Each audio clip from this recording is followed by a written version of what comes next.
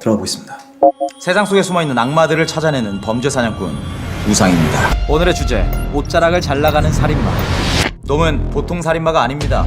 치밀하며 천재적이죠. 너 옷자락 살인마냐? 한판 뜨자 이 개X야. 자, 여러분들 이제 진짜로 갑니다.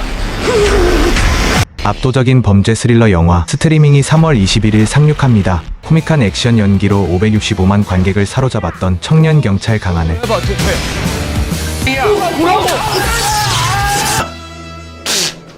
얼굴에서 뭐가 흘러.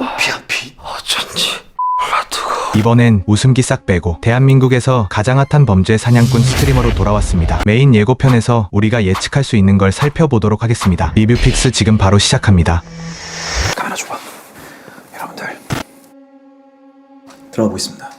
세상 속에 숨어있는 악마들을 찾아내는 범죄 사냥꾼 우상입니다. 실시간 라이브로 범죄 현장을 찾는 남자 우상. 그의 채널은 단순한 사건 리뷰가 아닙니다. 직접 현장에서 단서를 추적하고 미제 사건을 파헤치는 라이브 범죄 추적 스트리머입니다. 그는 스스로를 범죄자 사냥꾼이라 소개하죠. 정의로운 탐정처럼 보이지만 그의 진짜 목표는 사건 해결이 아니라 시청자들의 관심과 후원금. 그는 범죄 콘텐츠 분야에서 독보적인 영향력을 가진 인물입니다. 수많은 시청자들이 그의 방송을 보기 위해 몰려들고 그의 분석을 신뢰하죠. 1이라는 숫자는 그의 자존심이자 명예, 그리고 돈과 직결된 중요한 요소입니다. 그러나 뜻밖의 논란으로 하루아침에 추락한 후 그는 어떤 수를 써서라도 다시 정상에 오르기 위해 위험한 선택을 하게 됩니다. 주제, 옷자락을 잘 나가는 살인마. 놈은 보통 살인마가 아닙니다. 치밀하며 천재적이죠. 정교한 결박 방식으로 볼 때 범인은 끈을 다루는데 익숙한 직업을 가졌을 가능성이 큽니다. 군인, 경찰, 의료계 등 특수훈련을 받은 사람일 가능성도 배제할 수 없죠. 또한 보통 연쇄살인범들은 자신만의 시그니처를 남깁니다. 그런데 이 범인은 피해자의 신체가 아닌 옷자락을 가져간다는 점에서 독특합니다. 이 행동에는 여러 의미로 해석되는데요. 범행의 기억을 간직하려는 심리, 특정한 메시지를 전달하려는 의도, 과거 옷과 관련된 강한 심리적 충격. 야, 방금 거 좋았다. 이거 나중에 줌 빡해서 살려. 오직 저만이 그놈을 상대할 수 있습니다. 그리고 한 가지 더. 우상의 방송에서 가장 많은 후원을 한 사람 도토리. 단순한 팬일까요? 만약 도토리가 범인이라면 그는 우상이 자신을 쫓도록 일부러 단서를 흘리고 있을 가능성이 있습니다. 후원이 많을수록 스트리머는 그의 말을 무시할 수 없죠. 그렇다면 지금까지 우상이 추적해온 모든 과정이 범인의 계획대로 흘러가고 있는 건 아닐까요? 이 지금 무슨 생각을 하고 있을까요? 그 마음속으로 들어가 보겠습니다.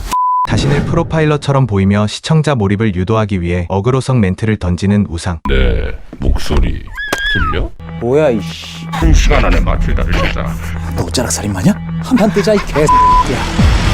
범인은 우상에게 직접 접촉하며 심리전을 걸고 있습니다. 혹시 발견하셨나요? 제가 아까 후원을 많이 한 사람이 범죄자일 수 있다고 추측했었죠. 그런데 납치된 여자 스트리머와 우상의 후원 1위가 연결이라는 사실. 이것이 단순한 우연일까요? 또한 마틸다를 찾아라는 말로 우상에게 특정한 미션을 주고 1시간의 타임 리미트를 설정하며 압박하고 있습니다. 우상은 여전히 이 상황을 자극적인 콘텐츠처럼 소비하며 대결 구도를 만들며 강하게 나갑니다. 하지만 이게 오히려 범인의 게임에 말려드는 계기가 될 수도 있습니다. 내가 그린 동선 그 위에 있습니다. 니들은 그게 문제야. 아무런 제약 없이 막 짓거리면서 자극하는 거.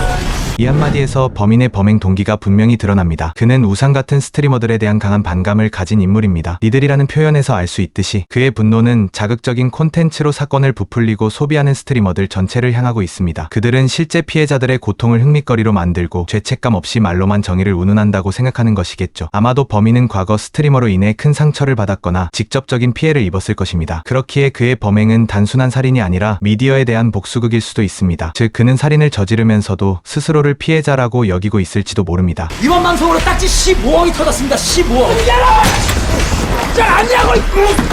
이 콘텐츠로 15억 원의 수익을 올린 우상. 하지만 지금 그의 목숨이 위태로운 상황. 그럼에도 불구하고 우상의 머릿속에는 돈과 콘텐츠 성공이 먼저 떠오릅니다. 이는 그가 현실과 방송의 경계를 완전히 잃어버렸다는 걸 의미하죠. 지금 당장 살아남아야 하는 상황인데도 그는 이 순간조차 하나의 쇼로 소비하려 하고 있습니다. 결국 우상은 스스로 만든 자극적인 세계에 갇혀버린 것일지도 모릅니다. 우상은 아직도 이 상황을 통제할 수 있다고 믿고 있는 걸까요? 뜻밖의 논란으로 하루아침에 나락으로 떨어진 이유가 여기서 드러납니다. 우상은 끌려가면서도 이 상황이 진짜라는 걸 시청자들에게 증명하려 합니다. 그동안 주작 방송을 했던 전적이 있었고 이번에도 연출이라 의심받을까봐 필사적으로 해명하는 것이죠. 하지만 생각해보세요. 지금 그는 목숨이 위태로운 상황인데도 가장 먼저 떠올린 게 시청자들의 반응입니다. 심지어 범인에게 질질 끌려가면서까지 방송을 우선시하고 있죠. 자, 여러분들 이제 진짜로 갑니다.